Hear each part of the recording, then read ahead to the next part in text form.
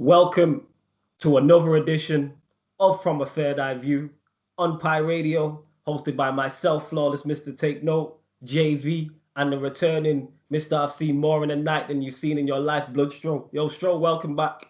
You feel me? You were missed, so welcome back. Good to be back, man. Yeah, man, we do miss you. Even though you have your Liverpool views and you're a Liverpool fan, you are missed, you feel me? So you are missed. Missed the Stato. We missed the Stato. Mr. Stato, we do. That's why I had to pay tribute to your last episode when I dropped a stat. I can't remember what it was about, but I dropped a stat about something. I think it was when a World Cup was or something like that. High temperatures. But yeah, as always, salute to everybody who tunes into the show. We appreciate all the support. Like I stated, the show, if you're listening now, you're listening now, it'll be live 7 p.m. till 8 p.m. on Pi Radio. And then straight after that, so if you are listening live, straight after now, the video will go out on the Sarcasm City YouTube channel, and then the audio will be out later on in the week, so either the Tuesday or the Wednesday. So we're going to make sure the video is turned around very quickly and will be uploaded straight after the show goes live. Obviously, as well, we have to shout out our Dons, shout out Mr. Aaron United, Saeed, and Nuruddin. Major salute to Mr. Aaron United because he had us on his shows recently, so we did 2 European football shows, and we did a total football show as well. So I was on all 3 of them. JV was on 2 out of 3 of them. Stroh obviously wasn't well, so that's why Stroh wasn't there. So salute to Mr. Aaron United. Go check out all his YouTube content, including ourselves, and we're going to get him back on the show as well. Well, let's get into From a Third Eye View. Since you're returning, Stroh, where do you want to start? You know where I'm going to start? With the captain of the century. This guy. You're a whole fool, you know. When did the century start this year? Man said the captain of the... You're a whole fool. Go on. You must be talking. I know you talk about Harry Maguire, but come on, continue. Obviously, I'm sure you've seen it in the news. So when all this started and that, Matt Hancock, that bellend, basically turned around and started calling out all the Premier League players, saying he needs to talk about pay cuts and stuff like that. Basically, Jordan Henderson took it on himself, rang every captain of every Premier League team, said, "Look, we need to do more. We need to do more for the NHS. Like, we want to make sure that we know where our money's going."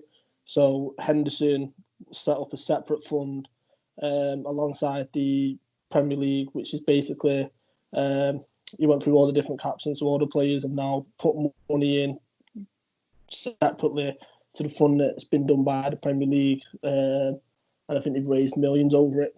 So yeah, wanted to start there because listen, there's loads of things as to, like, people from the outside don't really see the leadership of Jordan Henderson, but you look at it and it sounds stupid, but the Raheem Sterling and Gomez situation, when it kicked off in England, Jordan Henderson was the first one to sort that out. Suarez, that whole incident, Jordan Henderson was there to sort that out when he came back to Anfield and it kicked off. And then, yeah, he's the first one that took initiative and basically set up this fund by himself. And you see Bournemouth captain, I think it was Simon Francis, you see Ben Mee basically coming out and just saying, look, all the credit goes to Harry Maguire as well, saying that all the credit goes to Jordan Henderson, which is, listen, he didn't have to do anything because he could have just done, oh yeah, I'll just take a 30% pay cut and this and that. But no, he went out of his way in at a time when I know personally, because I've got family and loved ones who work for the NHS, like, there's a lot of stuff which is bad in the NHS at the moment. Not a lot of PPE for the frontline staffing and loads of stuff for him to do that off his own back. Fair play to him. Yeah, that is fair play to him. So what? Because I've not read up on it. So what exactly is the fund? So the funds that the captains are donating, is it all for the NHS? Yeah, it's all for the NHS. Basically, okay. It goes directly to the NHS. Henderson rang, I think it was the Premier League or the FA first. Basically said, look, I'm doing this. I want to do this. And then basically, so he did that. Then he rang every different captain for every Premier League team and said, look, we need to do more.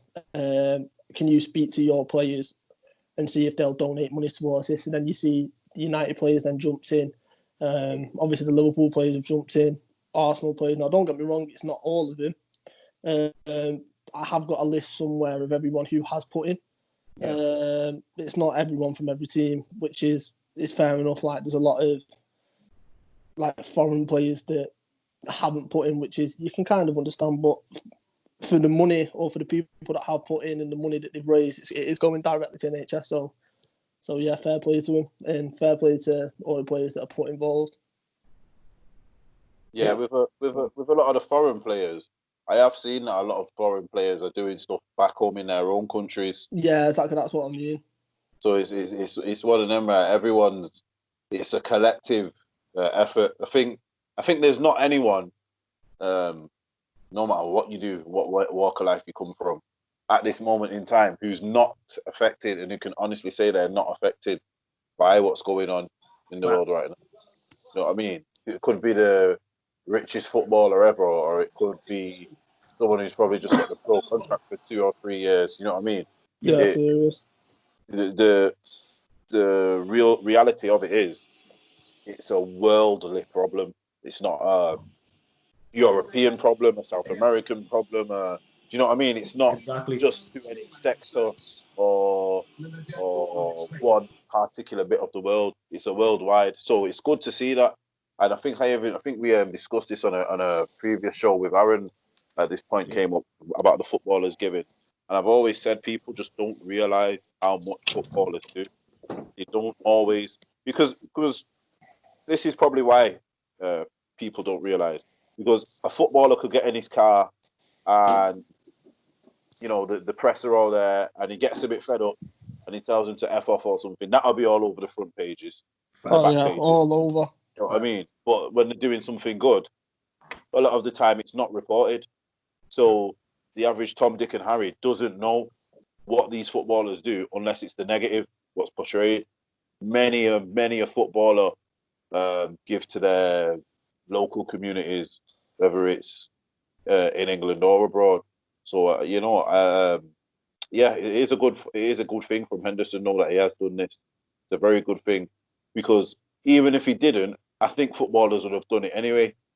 Do you get what I mean? I think it's a case of they go around, they do their own thing in it. They're not really here to wait. It's not them who has to do it. They're not obliged to do this. You know what I mean? Like I think you even said on the past, Neymar's donated something like 700,000, and then I came away from that show and I seen something online and someone said, "Oh, but that's only a certain percent of his wage." I thought, well, have you donated that percentage of your wage? Yeah, you know what I mean? 700,000. This is what I'm saying. Millions. 700,000 can save millions of lives. People don't realize that 700,000 could save literally millions of lives. We don't know where that 700,000 has gone. That could save people, save somebody's mum, save somebody's dad, somebody's child, grandparent, whatever. That's a ridiculous amount of money. And salute to Neymar for that, and all the footballers who are donating, because I said it on the show, one of the shows we did with Aaron recently on his channel. Footballers are not obliged to help. They don't have to. They don't have to. Yes, and like I said on his show again, it's where your moral compass is. That's where it is. It's where you are morally. That's what that is. So you're under no up. So having foreign players over here, if it's a Brazilian, say for instance like Fred, and he helped back home in Brazil with it, that's up to him. No one can't tell him he's wrong for not helping here. That's on him. Are you watching the Champions League final? Not just the Champions League final. This guy, in 2005. I feel like cutting off you. Oh, yeah, just go on. Right, thank you, everyone. That was a great show. See you again next week. When Bills was talking, I didn't want to interrupt him, so I've had to perfectly time clicking it. Oh, right. Now just wait, just like embrace this moment. Shevchenko walking up. You know what? I felt bad in 2005, and even though it's all 15 years later, I still feel sick. Like I did then. I feel sick now. I've slaughtered BT Sport. Salute to BT Sport. They've had us against Dortmund, us against Barca, this, and then they've got us and Tottenham next. What a night of football. Just look at this. Yeah. The worst night in football ever. Look how far off his line he was as well. But anyways, as we were saying, we were talking about Neymar and football. So yeah, salute to all the footballers who are donating and helping. And that's anywhere. That's not just in England or just in the UK. If you're helping out anywhere and donating a set percentage of your wage, it don't matter if it's 1% or if it's 80%. Any percent can save. This is what I'm saying. And Yeah, I know you talked about it on Aaron's show and stuff like that, but it's like the way that Hancock approached the whole situation to me was just disgusting because I'm not being funny, you've got like millionaires. Yep. There's over 2.5 million millionaires in the UK. Didn't want to say anything about them, so it's like they don't have to give anything, but they are off their own back. So give them credit where it's due. And this is what I'm saying about Vils is right. Someone would have done it eventually, but it just took someone to stand up and go, no, we'll do this and we'll do this correctly. So yeah, salute to all of them. Yeah, because it's one of them. Some people wouldn't have had the, how can I put it? They would have been like, right, we need to do something, but what can we do? Do you get what I mean? Yeah. So they would have been in, and then that's where Henderson stepped in. But you know what I even think as well. Even if these people haven't given, even if these footballers haven't given a penny, yeah, they are continuously providing people with jobs, continuously. All right, then you have to think. I think it was Robbie Fowler or someone like that back in the day. He used to have all those houses, didn't he? And I think he was in a state for his family or something mad like that. It was so these people already have families. I have a very big family. If I would have made it as a professional footballer, yeah, I would have been pumping millions into my own family. Never mind anyone else. You know what I mean? I've got a family. Anyone who watches this show knows me. I probably got one of the biggest families in Manchester. Do you get what I mean? Yo, you know what? I'll say about it. Your family is absolutely huge. Yeah, I thought I had a big family until I met you. You get me? And there's so many people that I've met, like not through you, and then realized that they're related to you, like they're your cousin or something like that. Like I've done a show and you was like, yeah, that's my cousin. I was like, mad. Yeah, so that's what I'm saying. You yourself have got a big family. Imagine if you was professional. And I'm not saying that people are going to be living off you, but you're going to be giving constantly, aren't you? True. Oh, yeah. In essence, you might not then have money to then give to this thing or to this or to that. Do you know what I mean? You're very, as much as people want to be like, oh yeah, they're just rich and they just sit there. Now they get super tax as well. Man, that man, super tax. That's a lot of money. True. So in essence, they're giving twice. Do you get what I'm saying? Because they've already been super taxed, which is going to the same government, and then they're giving as well. Do you know what I mean? So I don't want to hear no more from anyone talking bad on footballers with this subject, because the people who've done it have just pulled the wool over your eye. Yeah, as one of the guys in my work says, you can't really like speak English properly. Shout out to him, he knows what I mean. He says pull the wool over your one blind eye. That's how he says that.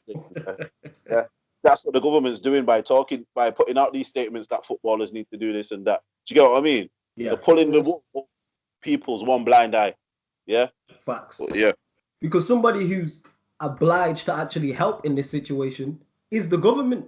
Yeah. They're the ones who should be on the front line helping out immediately. It's the government. You're supposed to govern. It's in the name title. Like, that's the whole point of government. You're here to govern. So when things are going wrong, you're supposed to come up with procedures to sort this out. There you go. It's in the word government. Yeah. It's supposed to govern and it's meant to work. You get what I'm saying?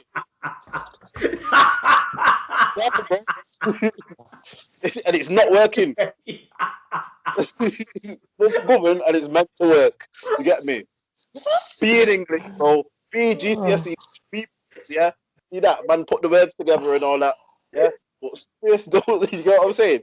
Like me, let me put it to you like this, what the government's done there when they're throwing in the footballers. It's like me sending my kids to school now, yeah? Yeah. And then going to the teacher, my son is so naughty, it's your fault. Yeah. Why is my kid so bad? Yeah. You're supposed to sort that out. Yeah. You know what I'm saying? Nah, it's like me telling the dinner, no. It's even worse. It's like me telling the dinner lady she's supposed to sort out my son's behavior. That is how, because footballers have no direct correlation to the NHS. Do you get what I'm saying?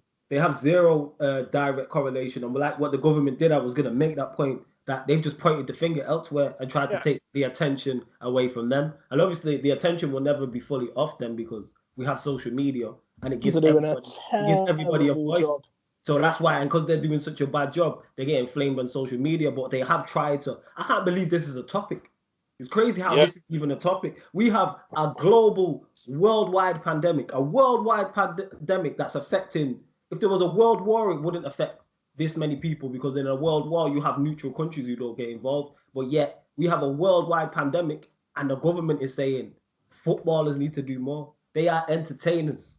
When there's problems going on, I don't look at footballers to solve anything. I look at footballers and entertainers in general as entertainers.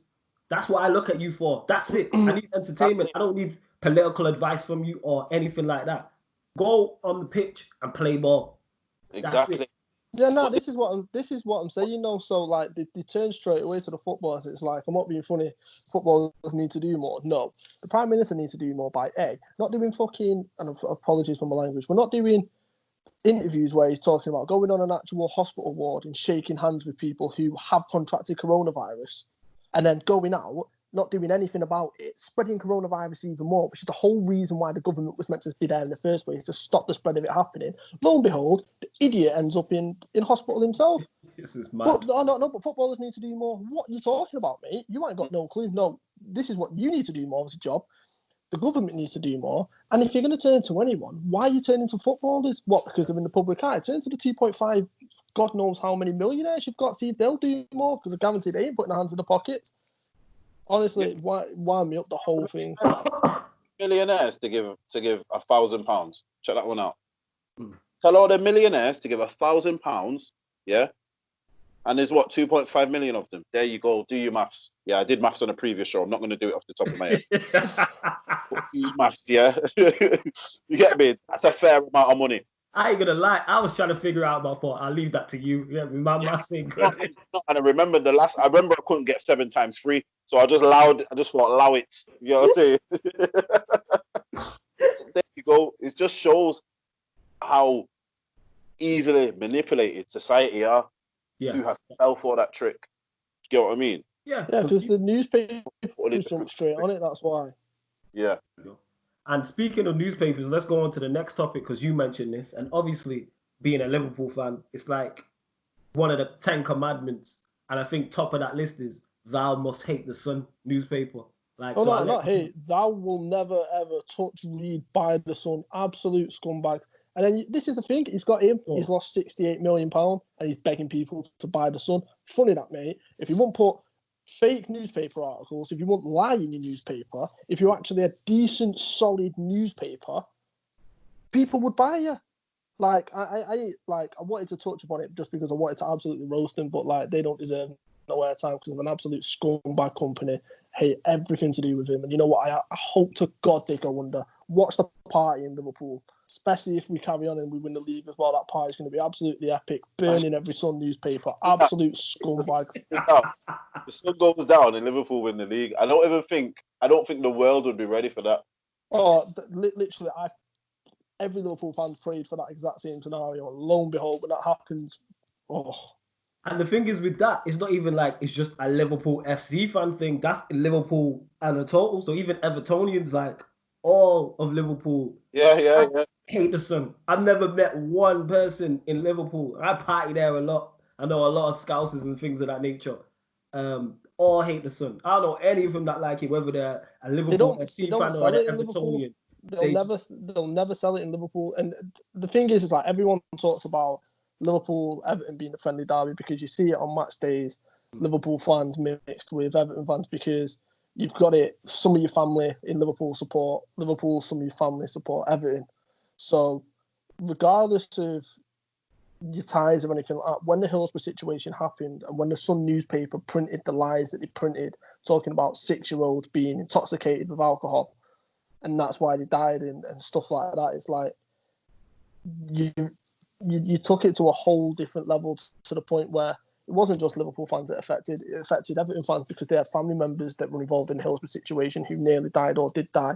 And it's like, come on now, like that'll never ever get sold in the newspaper. And I tell you what, I love it when I see it in the front of the shop and I know the person's going to say, do you want a free Sun newspaper? You get told to go shove it where the sun don't shine. Because at no point would I ever touch that disgusting arse newspaper. Even when they had page remodels on page 3, I couldn't give a flying. Take that, shove it right where up that stupid idiot owner who thought he could come on Twitter and beg people to buy that disgusting arse newspaper, thinking that's going to save him. Nah, mate, you're drowning. And good. Can't wait to see it. Is it even sold? Is it, sorry to cut you off, JV? No. Jump in there. It's not sold. Is it actually? It's not sold in Liverpool at all, is it? Nope. Yeah, I don't Never. think so. No. Go on, JV. I was just making sure. I was just asking. Say that again. The shops won't sell Shops it. don't sell it. That's what I was thinking. Don't even bother like that. Yeah. And it is. I reckon it's probably not even just the Liverpool thing, because you have to remember that was at Hillsborough, that was in Sheffield, wasn't it? Yeah. You get what I mean? So even they will have a disgust for it, a hate for it. Yeah. Not even just that. Most of the general public, since that, even if you're nothing to do with football, if you hear that, you think, what? You get what I'm saying? Yeah, but it's like you've got most football fans. Like I know United fans that hate the Sun, and no Arsenal fans, Tottenham fans that hate the Sun because they just spew lies and it's just pure hatred. Yeah, disgusting one. But yeah, dear the Sun newspaper, on behalf of every Liverpool football fan around the world, go burn and die and go rot in a horrible little place. And I cannot wait to watch you burn and go under. I did the smile and the waves. So moving on to more light-hearted topics. Let's get back to it. I just want to media say training again. There's the media training again. There's the media training. Oi, I'm testing his media result tonight. I just want to say people, the views of From a Third Eye View host are the views of From a Third Eye View host and not the views of Pie Radio. And every Liverpool football fan. Yeah, but yeah, let's move on. Let's move on. So where are we going to? We spoke on this on a previous show, Harry Kane, because we spoke, but not in depth. Obviously, the rumors come out of Harry Kane coming to United, but when we spoke on it in a previous show, we was talking about just Harry Kane moving on from Spurs. So it's reported that Daniel Levy is asking for 200 million, if I'm correct. This is reported numbers. Obviously, there's nothing concrete, which makes sense. I did say in that last show that we were talking a minimum of 150 million because we know exactly what Daniel Levy's like. And will he get 200 million? So I want to ask, where do we start? All right, we'll start on, I'll ask you both this and then we'll go on to another thing. So I got a couple things I want to delve into regarding this topic. Does any team pay 200 million for Harry Kane? Just in general. I don't see it. I don't think he's worth 200 million. Do you know what I think that is? Well, I think that's like, so you want him, yeah. You want him 200 mil. Nah, there's a reason why he's gone to the 200 million. Go on, what do you think it is? You reckon he's trying to price him out? No, it's not what I think it is. It's basically, so you look at, and listen, I'm glad Liverpool did the U-turn on it, but you look at a lot of the Premier League teams that are putting the staff on furlough on the 80%. Tottenham's one of them, no surprise, because it's Daniel Levy. And basically, this whole selling Kane for 200 million has basically come about because he knows that he's losing match day revenue, among other revenue, and that's why he's now justifying putting his staff or certain staff on 80%. So basically, this 200 million to come about is to say, look, we're going to lose a shed load of money for the time that we're not able to operate as a business and as a football team for a certain period of time. The way that we can recoup some of that money is if we were to sell Harry Kane, and what number would we put it at? Are we looking at about 200 million? So that's where the justification comes in. I don't think people are going to pay 200 million as much as I think Harry Kane would be suited for Manchester United. I hope to God you aren't stupid enough to spend 200 million on Harry Kane because it's just a ludicrous amount of money. Real Madrid definitely ain't going to spend 200 million on Harry Kane. We can go out and get Neymar and Mbappe for 200 million. Like, come on now, like Harry Kane's great finisher, unbelievable striker. He's never in a million years worth 200 million.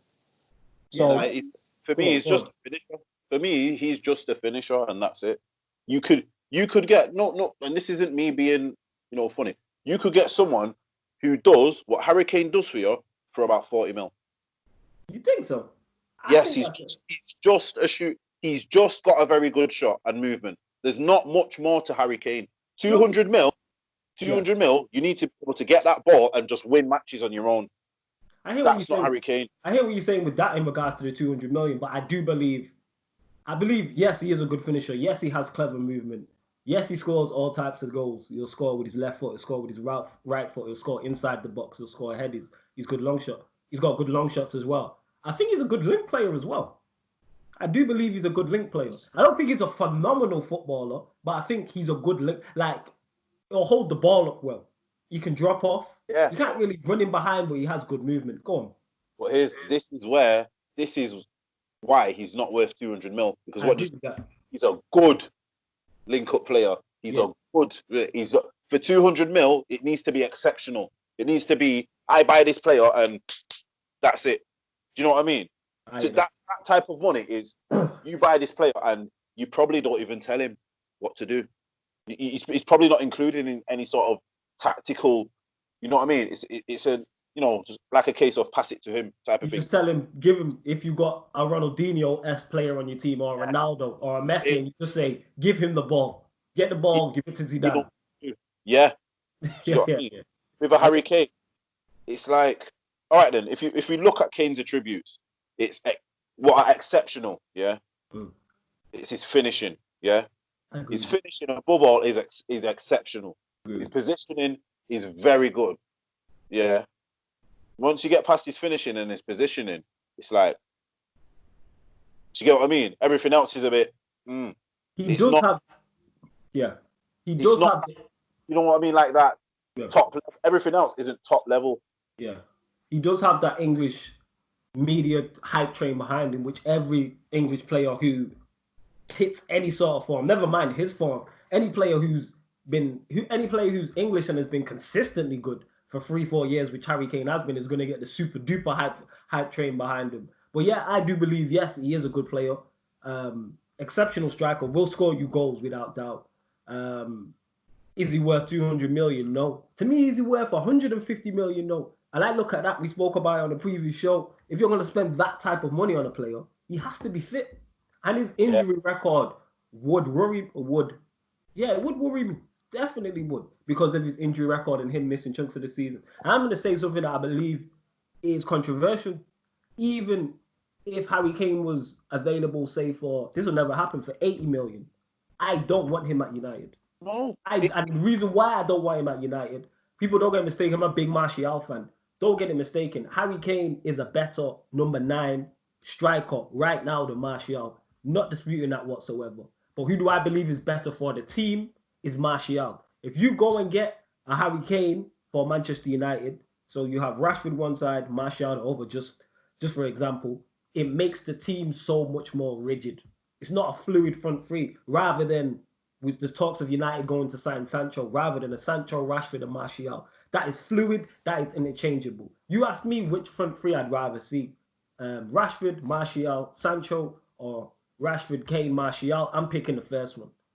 That's just me, though, because I'm looking at it from a team perspective. That's why I don't want Harry Kane. And it's the same reason why I don't want to see Jack Grealish at Manchester United. Not because I don't think he's good enough. It's because United need players, to me, that improve the first 11. Jack Grealish does not improve our first 11. He doesn't improve the team.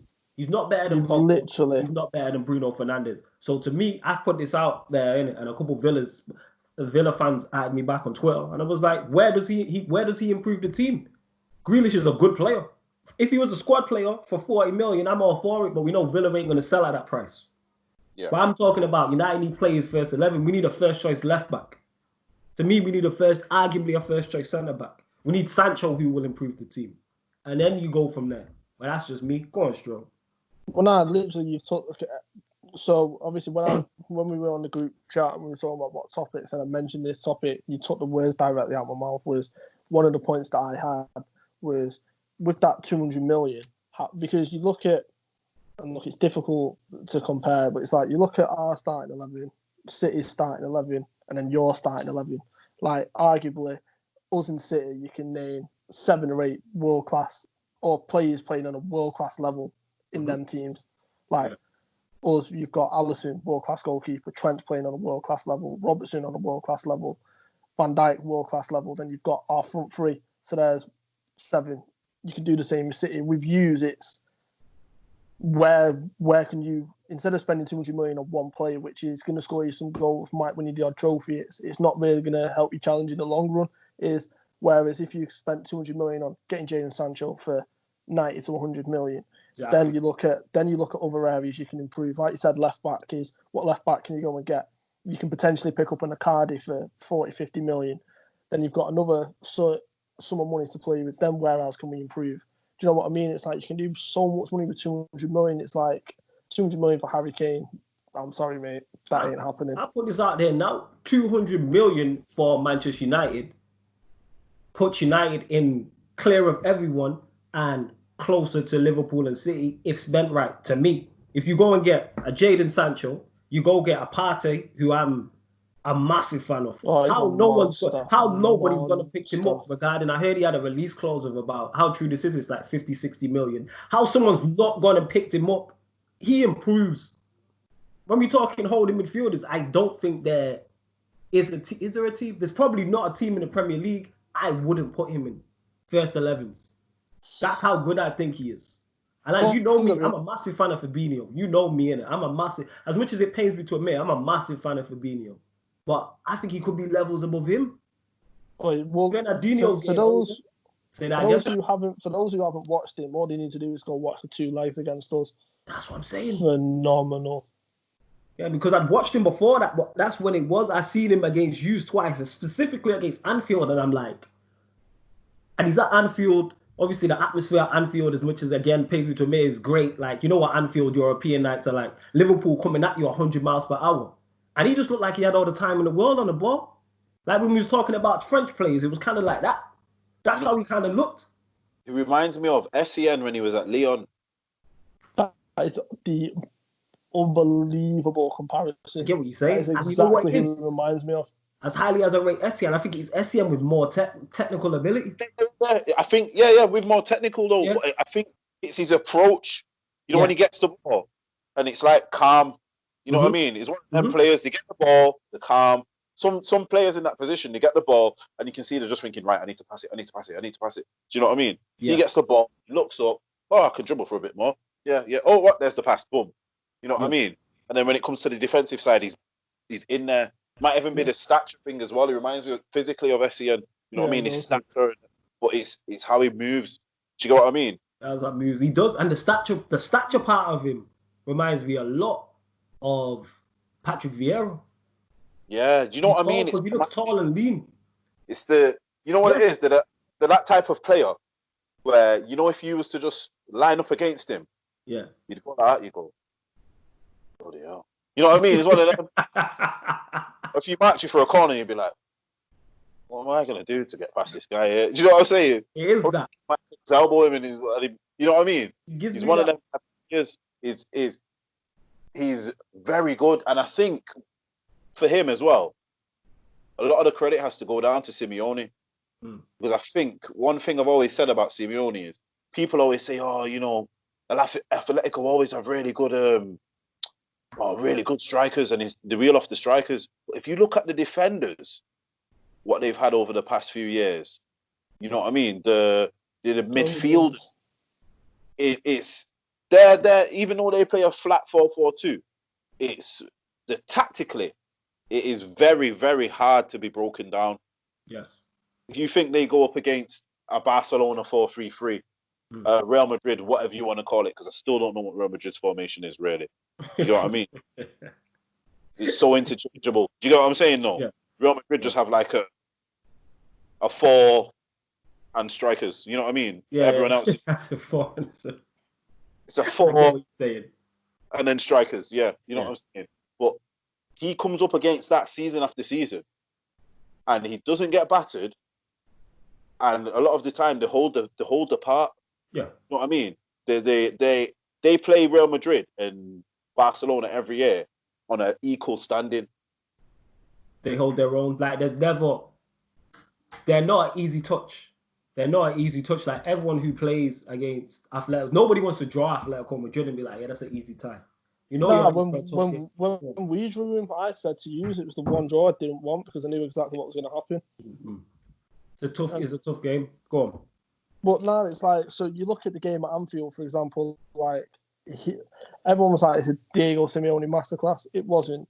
It's if we would have took our chances that night, we'd have gone through. But the one standout player in that game who I looked at, who my dad looked at, who every Liverpool fan that I've spoken to looked at was him because he was unbelievable. It's like little things like when Marco Llorente first scored, the one where Adrian made the mistake in, a minute after it, we're back in the attack, and he just does this subtle little foul, and it just breaks up play, and it's just like you can, like Bill said, Simeone's done an unbelievable job with him, and then if you put him in a Premier League team, he's a monster. This is what I'm saying. So you're talking back to my point about United, and this would be like in Dreamland. I'm talking Jadon Sancho coming in, Partey coming in, and a left back coming in. So you have De Gea, Wan-Bissaka, Maguire, Bailly, new left back, a midfield three of Partey, Bruno, and Pogba, and then a front three of Rashford, Sancho, Martial.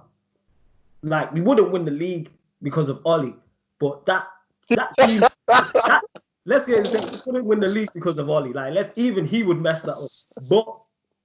But that team is one of them. It coaches itself into third, and you can challenge. Yeah, and if you get a Pochettino, and not even a Pochettino, any manager of substance with that 11 I just named, and bear in mind on the bench you have your Tunzebis, you have Romero, you have Fred, you have Lingard, James, these type of players, like, that's a squad there that can challenge. Yeah, it is. That's a squad. Gomez, like, all of these type of players, and there's probably man of, like, that's a squad. McTominay in there as well. Like, then Matic, like, these men are good squad players. It's like, you name that 11 I just named under the right manager, that is a title challenging team. It's a team that can challenge for the title, but just not under Oli. Mm-hmm. Just not under. Like, let's keep it. Just not under Oli. I'm with you. That's why I didn't even say nothing. I'm just like, yep.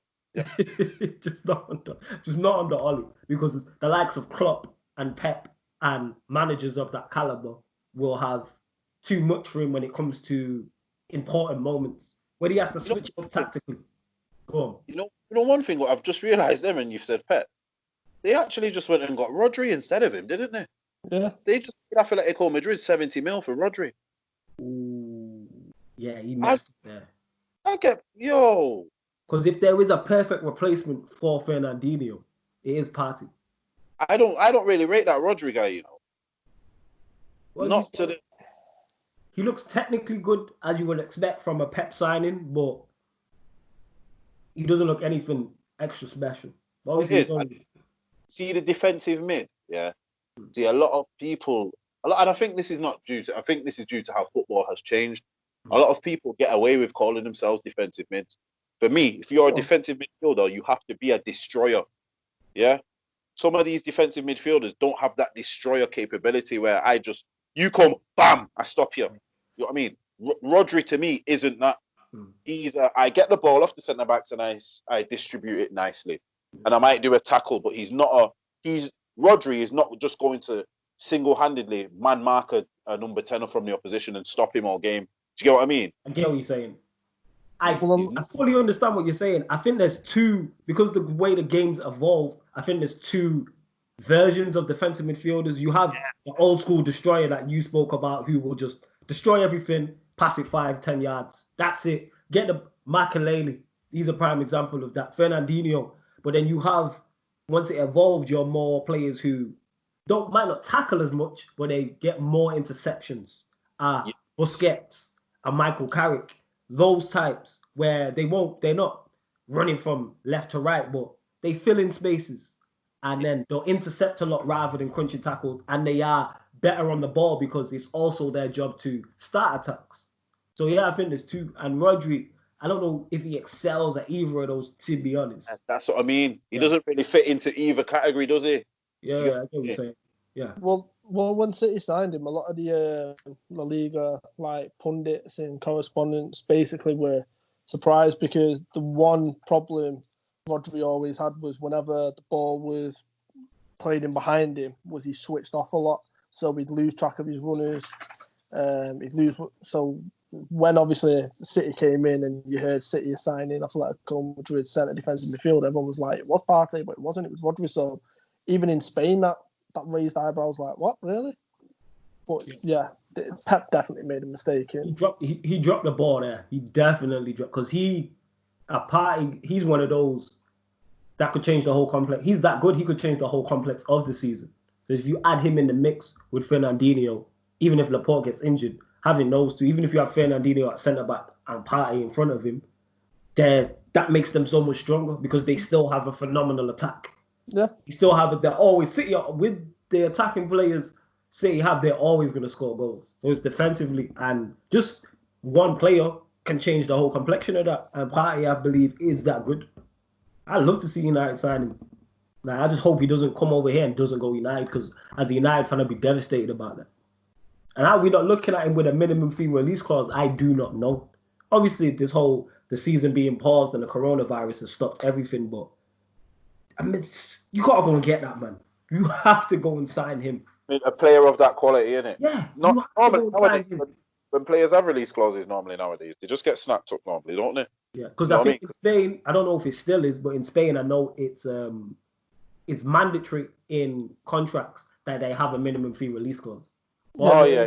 The minimum fee release clause is for most of them. They'll put in astronomical, and like I think Messi's is something ridiculous. Have you seen that? You know that Valverde at the moment for Madrid. Yeah. Oh, he's different class, that kid. You know how much his clause is? What's his clause? 400 mil. There you go. There you go. That's his clause. There you go. Oh yeah, it's one of them. There you go. But yes, so we did like, wow, the show has flown by like 40 minutes around that mark. Stro, next topic you want to give us before we close out the show?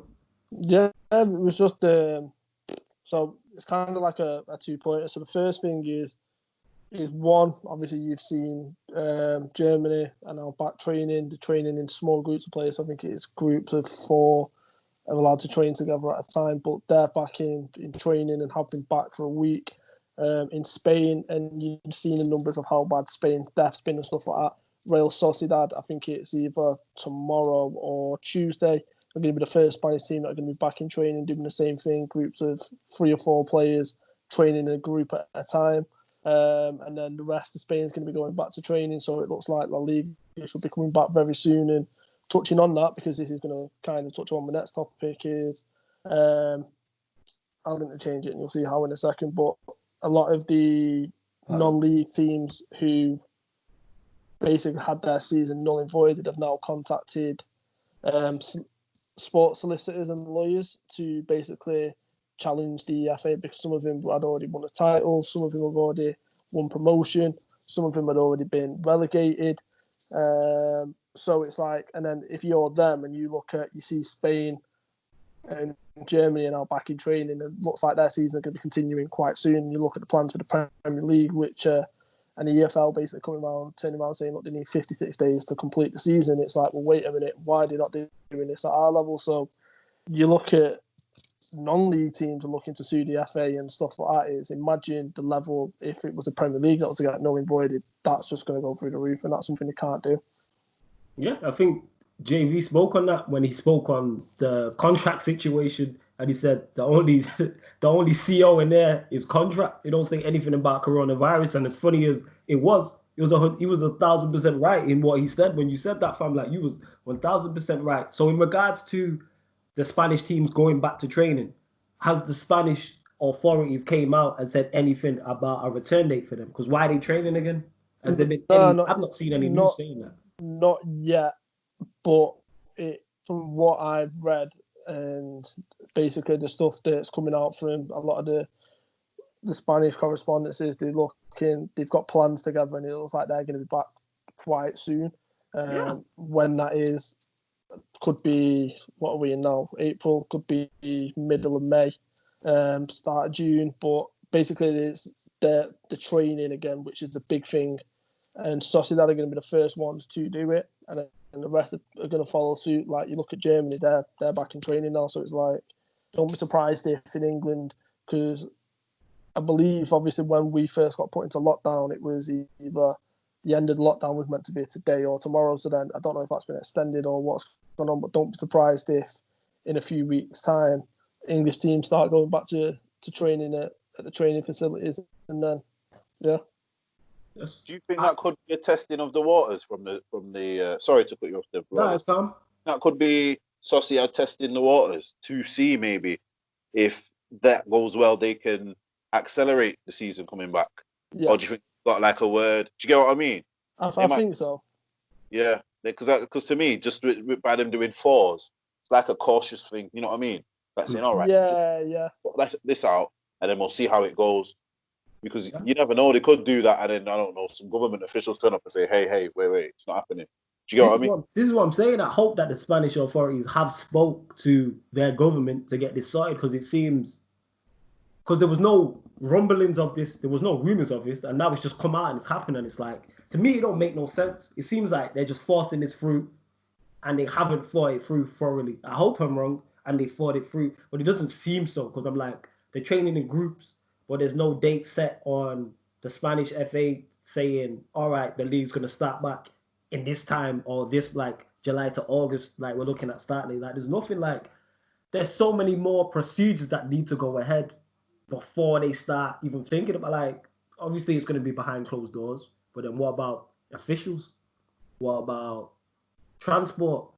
Where are you going to play these games? Because you can't have a group of, and then even the staff members of the teams, and then you can't have groups of players, different squads. You can't have 20 squads all moving around in Spain when this is going on. Like, it makes no type of sense. Are you gonna hire out a neutral stadium and then have them all play there, and is everyone gonna be in one place? There's been no mention of any testing whatsoever. So surely that should be top of the agenda. Let's get regular testing in for these people. Because like I said, all it takes is for one person to contract it, and then that devoids the whole thing. To me, they just haven't thought it through. That's what it sounds like anyway. Yeah, it would make more sense if the quarantine had been lifted in Spain. There you go. Yes. Yeah, if it's been like everyone's on lockdown and you talking about playing football. Yeah, man are probably thinking, wait, I can't go and check from you're telling me I can't go see my mum, but you're telling me football's going to be on next week. Like, you know what I'm saying? It sounds very confusing, and it doesn't sound well thought out to me at all. Like, it seems low on the list of things. Like you said, you can't go and see family members, but we're going to be able to travel all around the country. Oh, we're all going to be in one place with that. If, 20 teams is 20 people, like, that's not a small group amount of people. And then you add in staff and officials and commentators and cameramen and mic men. Like, what is, yes. Yeah, I looked at it from a different point of view. Go on. What's your point of view on it? Go on. So I first seen this come out when I mentioned it to use in the group chat. Obviously, I seen that Germany were back in training, and you hadn't really heard much rumblings from Germany with regards to the coronavirus or anything like that. But then, an hour or so after I seen Sociedad are going to test the waters and be the first Spanish club to go back to the training facility and train in small groups like what Germany are doing, was I seen airlines basically reporting that anything after June, I think it was the 18th, they expect holidays and flights to go back to normal. So there's clearly something that's gone on at a board level, at a much higher level, which we're not privy to. And although it looks terrible now, Sociedad first coming out of that, is someone's obviously turned around to certain officials at certain clubs in Spain and gone, look, we're not announcing this yet. This is what the plan is. This is what we want you to do. We want you to go back to training as normal, see how that goes, get the players tested. Surely they wouldn't be that stupid to just go back to training unless there's been some talks that have been held. And then when I seen that was my first thought anyway, and then when I seen airlines like Ryanair, TUI and stuff like that basically announcing that after a certain date in June, it expects holidays to go ahead as normal, there's something in my head that was like, there's been conversations there between government officials or whoever, because they wouldn't just come out with that, because they're leaving themselves viable against millions in compensation. So, yeah, you know what this all sounds like to me, and I said it about the English FA, I think on a previous show. It sounds like this with Spanish and government officials. They're just thinking money. They're thinking we're losing out on X amount. 100%. We're just trying to force this and force this and force this until something works. So we're not just gonna sit back and come up with a proper plan to look through this. We're just like, all right, let's just force it, talking about flights and things of that nature. I know Manchester Airport is actually not on total lockdown. I know it's literally still open. So Manchester Airport's open. I don't know if it is now, but it was recently. It wasn't on total lockdown. I know people that went there. It wasn't on total lockdown. Go on, Stro. So Manchester Airport is basically being used as like a mobile testing for NHS staff. Mm. Yeah. I don't know if that's publicly known or not. But well, it is now. But yeah. Listen, mate. I've got stats in every kind of environment. UFBI, CIA. Huh? I thought he was just football FBI, but now it's like, no, something's going on there, Joe. Something you're not telling us. Where'd you work again? Huh? But yeah, it seems like they're just forcing it. Like FAs, the Spanish, the German. Like you said, we're not even off lockdown. Like I would expect. Yeah. All right, everyone's off lockdown, and then that's when you look into, okay, we're gonna do this we're gonna do this, and this to get it going ahead.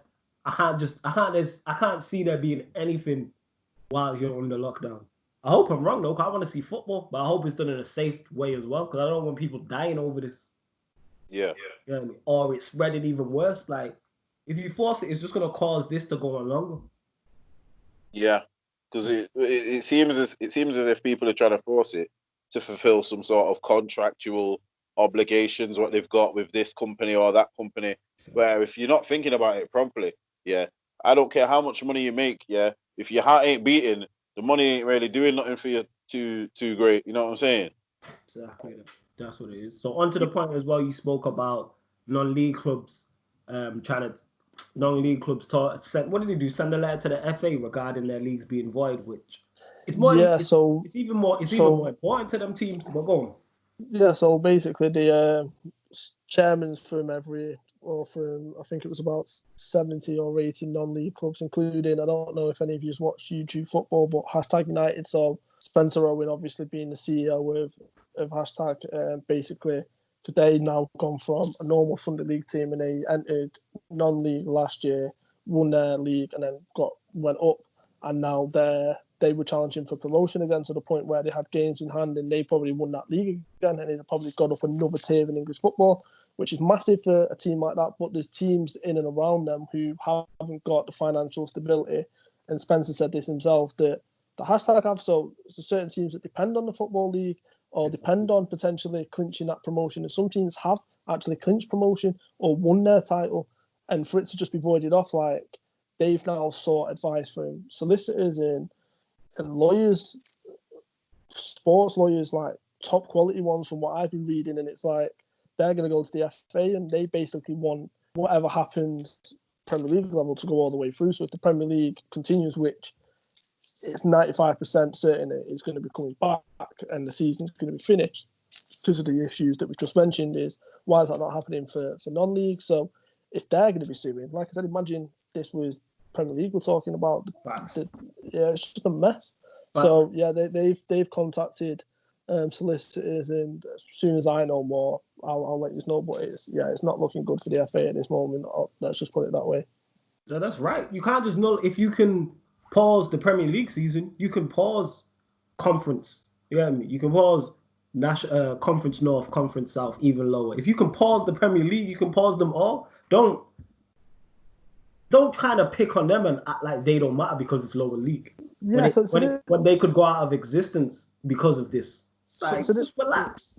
So this was the weird thing, was I basically, because obviously I managed the team, I received an email from my league chairman basically saying, look, when everything's thingy, we still hope to finish and complete cup competitions and other stuff. So it's like, wait a minute, we're not non-league, but you're talking about you as an affiliation, which is Lancashire and Cheshire, and hoping and looking to fulfill cup finals and stuff like that, but yet you can't finish the non-league thingy. Like, that just doesn't make any sense to me. So it's just like the whole rollout of this was done terribly, wasn't thought through whatsoever. The fact that none avoiding the season when they don't need to is just even worse, especially when it looks like they're going to continue the Premier League. Like, there's no thought process behind it, and that's the mad. They're going to pay the price for it. Yeah, that's the craziest thing, because they not null and void, but they null and void the league I play in. They null and voided that quick time, but he kept Joe's open. But it is what it is. Go on, JV, give us your points on it, and then we'll close out the show.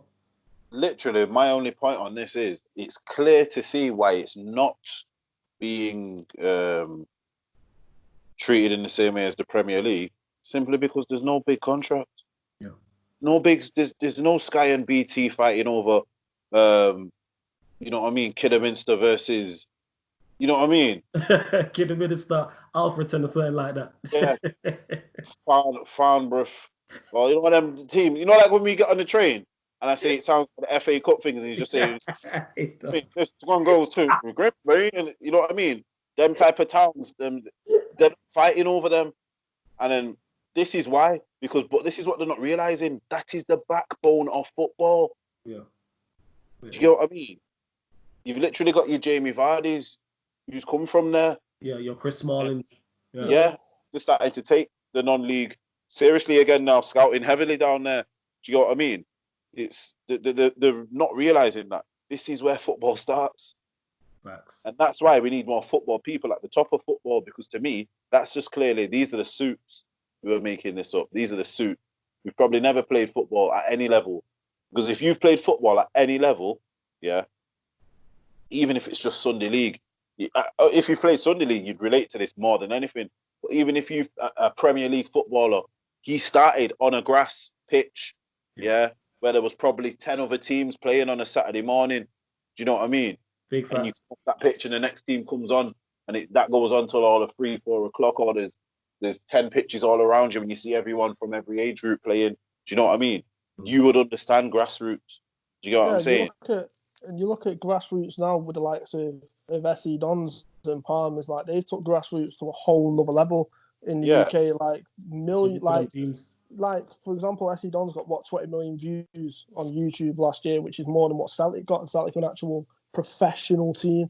Like, so it's like what they're doing for grassroots level is phenomenal. And obviously, I know people at SE Dons, and obviously Palmers were part of my charity football game from a little system and stuff. And I've seen the graft that they do and they've put behind the scenes.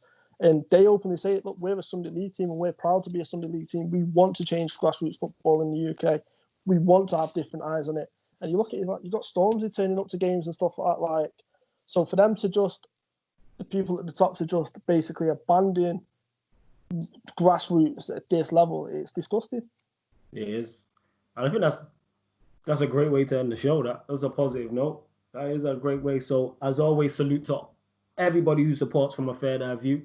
We will continue to be back every Monday on Pi Radio, 7 p.m. till 8 p.m. Also, the visual will be out on the Sarcasm City YouTube channel immediately after, if you're listening to this live. And the audio will go on the Pi Radio, Spotify, and iTunes. Make sure you download the Pi Radio app. Also, follow all three of us across all platforms. And we will be back next week. Salute. Stay safe. Wash your hands.